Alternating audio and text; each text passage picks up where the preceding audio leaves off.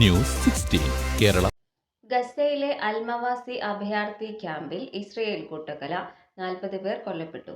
ഗസയിലെ അൽമവാസി അഭയാർത്ഥി ക്യാമ്പിൽ ഇസ്രയേൽ കൂട്ടക്കൊല, 40 പേർ കൊല്ലപ്പെട്ടു. വെടിനിർത്തൽ ചർച്ചകളെ പൂർണ്ണമായും അട്ടിമറിക്കുകയാണ് ഇസ്രയേൽ പ്രധാനമന്ത്രി ബെഞ്ചമിൻ നെതന്യാഹു.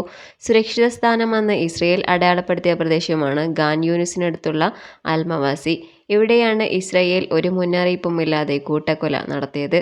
ഗസയിലെ ജനസംഖ്യയുടെ പകുതിയോളം പേർ ഇപ്പോൾ ഈ മേഖലയിലാണ് താമസിക്കുന്നത്. 100 കണക്കിന് ടെന്റുകളാണ് ഇവിടെ ഉണ്ടായിരുന്നത്. അതിൽ 20 ടെന്റുകൾ ഇസ്രയേൽ തൊടുത്തുവിട്ട 5 എയർ ബോംബിൽ തകർന്ന തരിപ്പണമായി. നിരവധി പേരെ കാണാതായിട്ടുണ്ട്. 60 പേർക്ക് ഗുരുതരമായി പരിക്കേറ്റു. ഇവർ പലരും മരണത്തിന് കീഴടങ്ങുമെന്ന് ആരോഗ്യ പ്രവർത്തകർ പറയുന്നു. അൽമവാസിയിൽ ഹമാസിന്റെ കമാൻഡ് സെന്റർ ഉണ്ടെന്നും അത് തകർക്കാനാണ് ആക്രമണം എന്നുമാണ് ഇസ്രയേലിന്റെ വാദം. ഇസ്രയേൽ നുണ ആവർത്തിക്കുന്നുവെന്ന് ഹമാസ് പ്രതികരിച്ചു. ആശുപത്രികളിലും അഭയാർത്ഥി ക്യാമ്പുകളിലുമെല്ലാം ആക്രമണം നടത്തുമ്പോൾ ഹമാസിന്റെ കമാൻഡ് സെന്റർ ഉള്ളതുകൊണ്ടെന്നാണ് ഇസ്രയേൽ വാദിക്കാറുള്ളത്. ഇസ്രയേൽ ആക്രമണം കടുപ്പിക്കുന്നതോടെ വെടിനിർത്തൽ പ്രതീക്ഷകളെല്ലാം അസ്ഥാനത്തായിരിക്കുകയാണ്.